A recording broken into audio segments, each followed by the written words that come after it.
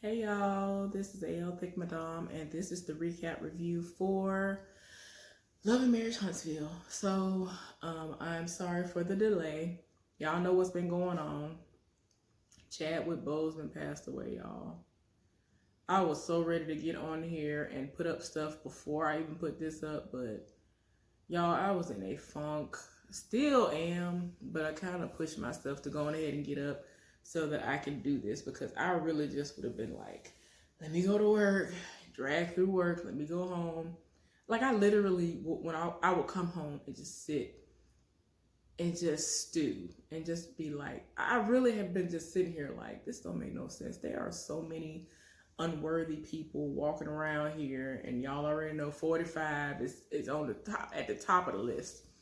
People like that. Why? Why it got to be people like that who live and people like Chadwick Boseman who passed away? You know what I'm saying? He was still young. That 43 is still young. That is still young. Like, I told my nerves down so bad, y'all. And I mean, it was crazy because I was asleep. And when I woke up, I had messages on my phone. I had a group chat situation. Y'all excuse. People around here have been doing a lot with motorcycles and scooters and stuff today. I don't know what's going on, but they're doing a lot. Um, I expect that over the weekend, but not today. I don't know, but whatever. Um, but yeah, a lot has been going on, and it's just been so sad, and I literally would just sit here and just be like, ugh. So, like I was saying, I'm sorry, I lost my train of thought. But we were in a group chat, me myself, and another friend. All of us have worked at a job before, and I'm still working with another person who ended up coming to the same job that I'm at. But the three of us were talking, and I don't know if y'all saw before this actually happened back, I don't know how long ago, where we saw video footage or pictures of Chadwick where he looked very, very frail and sick. My friend in the group chat, she asked me, she literally went back in the messages that we sent. I don't even know when all that came out. Went back in the messages and asked me, do you remember this? Screenshotted and put it in there for the other person to see and all that. And literally was a picture that she sent me of him, I think. And we both were just reacting to it. And like, she lived, like for real, lived for him. She really was living for him. And I mean, I live for him too, but I'm just saying, like, she was just on a whole nother level. So, of course, she's distraught. But yeah, y'all, it's just been really, really heavy. 2020 has just been trash, and I'm just I'm so over it. But anyway, y'all, let's go ahead and get into this recap review. So it started out with Maurice and Marceau meeting up to play pool. Marceau is in his feelings because Tisha does not seem to be a team player. Sculpt, or however you say it, I know I'm saying it wrong. I ain't said that in so long. Whatever their company name is, they have received a contract or something like that, and he is celebrating that, and Tisha is not. She's just kind of just there, and they are basically business partners. I don't know what she does. I don't know in what capacity she does whatever for that company, but he thought that she would have been happy and showing a celebratory spirit as well, but she didn't. So he is feeling some type of way about it, and it just is what it is. And I'm just like, well, he and his feelings about it, and he was like, I just wish my wife felt the same way I felt about this and other things, but I really feel like she's more into her podcast than anything else. Now, y'all know she did all this to try to get out of the house and away from him, and sometimes the kids, making it seem like she's into real estate. So I don't know if that's the capacity in which that she is like really working, but I think she had a hand in the company at some point before that.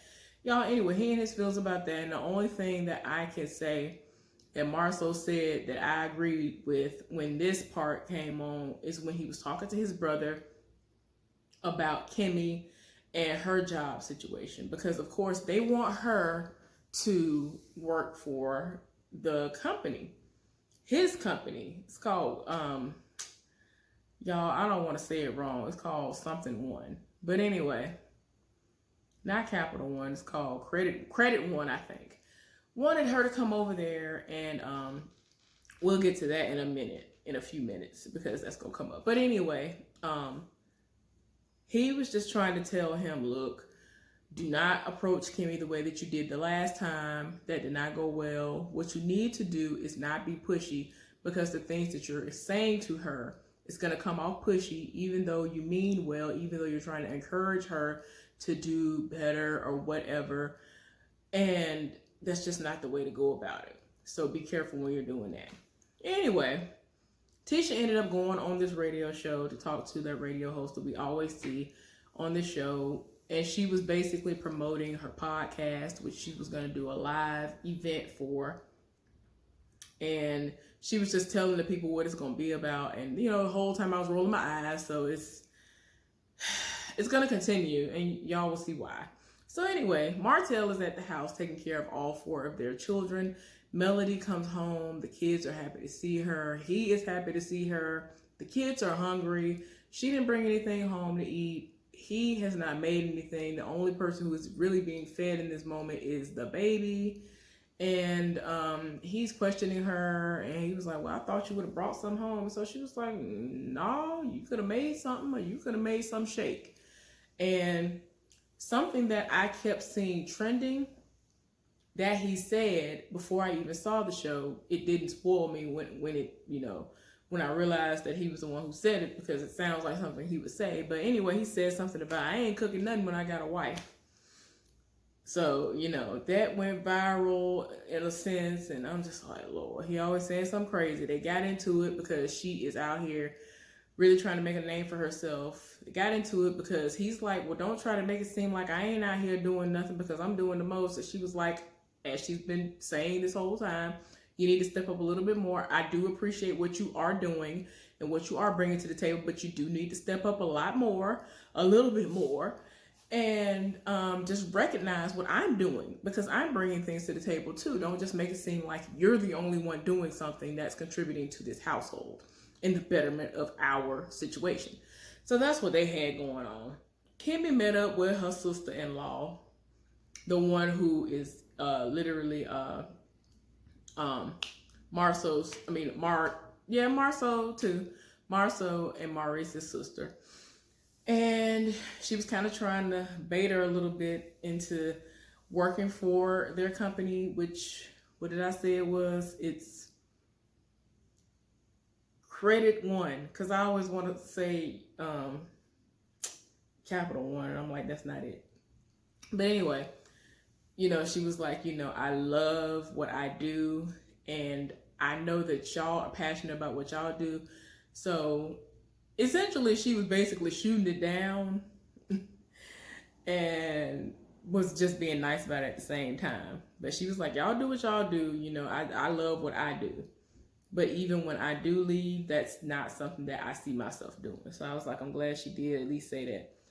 Melody showed up to the table read for that monologue that she'd been casted in. And I don't know how it's going to turn out, because there was a moment where she was supposed to like hop right into the moment and just talk, and she just sat there, and there was a really, really, really long pause, and I was just like, wow.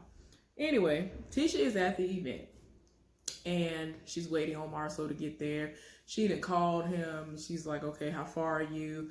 And he was like, I'm close. And so she was like, no, I need details. Like, I need to know, like, how many minutes you're away. And he was like, I'm about to walk in. And he literally actually was about to walk in. So that was a good thing. So he's walking in and acting like he's happy to be there. To me, he never seems excited to be anywhere outside of, you know, the random places that have nothing to do with what she has going on. But anyway, she took no time in introducing Marceau and was like, give it up for my man. I was like, girl, you doing the most to introduce him. But anyway, ain't nobody to try to introduce. Her mama was there, Miss Wanda was there, and she in her feelings because Melody is there, and she looking like, why has she been invited? she don't need to be here. And of course, she's gonna bring up her daughter being kicked out and escorted out of Melody's event. So she is very perplexed as to why she's even there. Lord, LeBarrett came out of nowhere when nobody was talking to him because he ain't even on the panel. He over here trying to answer a question that nobody asked him. Basically, the question was, do you think that a vision from God can be given to the husband? What it says, something like that. Yeah. Do you believe that God gives visions for your family to your husband? And he just like off rip out of nowhere. Nobody had a chance to breathe, and he just started talking. And he was like, "No, yeah, they give it to us." He was like, "Yeah, it's in the Bible." And people were already looking like, "All right, now." And some woman answered, and she was like, "There are several single mothers out here, and I believe that the visions can be given to men and women." There were a couple of claps, but not that many. A question was asked about what is the most important thing in your marriage. Marceau said God and love, and she ended up asking, what about sex? And so everybody was like, that's important. Melody actually brought up something that I saw off rip long before this part of the episode even came on, which was that she meaning Tisha, she ended up having this shirt on and it had MB on it. And I'm like, I understand you have a mommy podcast and all this other stuff. I don't understand why you didn't just spell out the entire name of your brand, of your podcast. That makes no sense. MB to me could mean anything, just me being a random person on the street. Why wouldn't you put your entire business name up there? But who am I? I don't know that. Anyway, and that's why Melody actually pointed that out, and this is a prime example of why Melody continuously says what she says. And even if you're just not coming on board, you're gonna look at her and be like, girl, you must really actually be out here trying to be like Melody. And Melody was like, she need to get out of my shadow. She always trying to be like me. And again, this is why people think that anyway. So they wanted to know, as far as the internet is concerned, this was an internet question that had been submitted, and they wanted to know, is infidelity a deal breaker? Y'all know Sadarik is on the panel. Why, I don't understand. And this is another reason that, solidifies me saying this, and why I said before, why was he selected? But anyway, when that question was posed, he was the main one very vocal about it, and he basically said,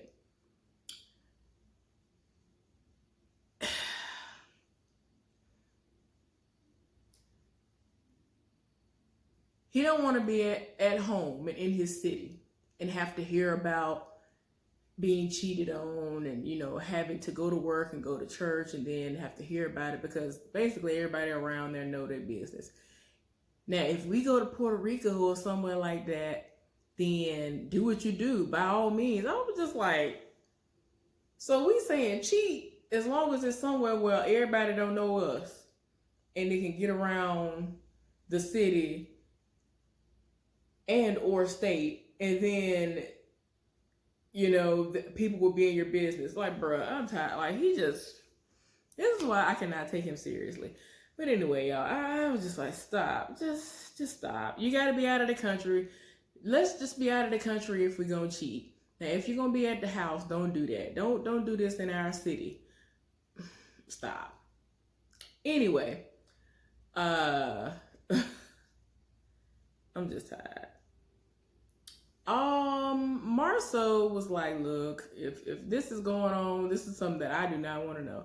And in my mind, I was just like, cue Bobby Valentino. I don't want to know if you're playing me, keep it on the low, 'cause my heart can't take it anymore. If you're playing me, please don't let it show. I don't wanna know. See, I don't remember if that's the whole song or if I'm saying it if I'm even saying it right, but I actually sing that song all the time, and I don't know why. It's so weird. I ain't in that situation. So I'm like, why I sing this song? It's hilarious. But anyway, that's exactly what I thought when I heard it. I'm like, bruh, sit down. But that has always been something in life in general, for real, in real life, that has been interesting to me. The men have a big issue in most cases with women infidelity. But us women are so quick to take these men back in a lot of cases.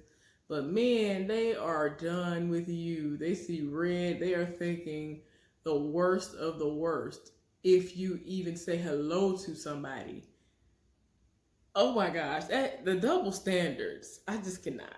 So anyway, Melody, after everything had happened with the panel and all this other stuff, Melody came up to Tisha, and she actually had a gift for her, and it was a literal olive branch. And I was like, that was cute. Y'all, Wanda rolled all the way up on Melody, of course, in defense of her child. I'm just like, girl, why you keep rolling up? And I mean, she was just like, I just don't understand. Why are you here? Why are you here when you kicked my daughter out of your event? I don't understand why you're here. And she was like, the difference between then and now is that she was not invited and I was invited to this, and I just decided to come. Now, if you decide to have an event, feel free to not invite me. Like, she kills me with the shade. I be here for it though. It'd be the nice nasty shade. I'm here for that. So anyway, it just got to a point where Melody was just like, you know what? I can see where this is going, and I'm just going to exit stage left because I'm not trying to go there with you. I have already said my piece. I don't want to discuss any of this to you. If I did not like your daughter, or if I hadn't liked her, I wouldn't be here. Like, all you need to know is I'm here. I'm trying to turn over a new leaf. We're trying to do what we're doing. I don't understand why you're in our business, but don't worry about what we got going on. But you have a good one. Bye. Like, she had to go ahead and get out the room. It's like, girl, you doing the most. Anyway, so Kimmy and Tisha ended up meeting up. And Tisha wants to really know, like, does Kimmy have her back? Because they love showing all this stuff from the reunion. And she's just like, I don't know. I just felt so alone. And I had like 4 Scots up there. And I just felt like I was alone. And I'm like, girl, why can't you fight your own battles?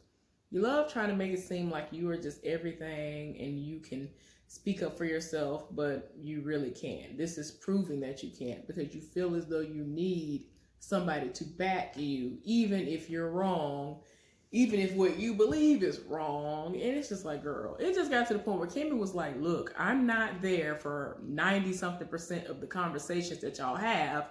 So for you to be expecting me to have your back when I'm not there, I'm not going to do that. And then she made a point to say, when people bring up your husband and saying that he has done all these salacious things that I don't know whether or not it's true, I'm not going to back it up. I'm not going to say, well, you know what? Marceau did not cheat on Tisha, so y'all need to stop it. I'm not going to do that. Like, why would I say that when I don't know what the truth is?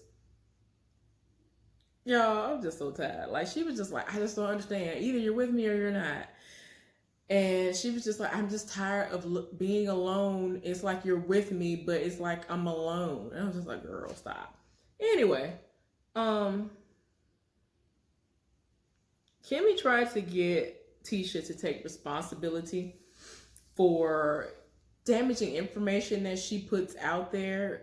But she was just like, I mean, I don't understand. How is it damaging if it was already information that Melody knew? And it's like, girl, it's like putting salt on a wound. It's trying to heal, but you just want to just keep picking at it. Like, why are you trying to act like you don't understand that? You wouldn't want nobody to do that to you. So don't try to sit up here and act like you don't understand that you were trying to be shady. Like, just stop. So anyway, Kimmy was just like, you know, I don't like being in the middle. I feel like I'm in the middle, and that's why I excuse myself from situations like that. That's why you're not going to see me say, yes, this is what happened.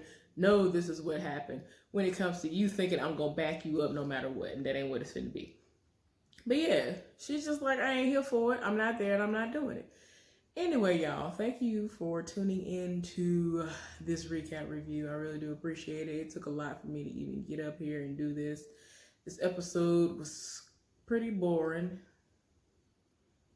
It was pretty boring. I almost wanted to skip it. I have like 3 other recap reviews I need to do for Family or Fiance, and the stuff I've seen, I'm pretty sure it brought more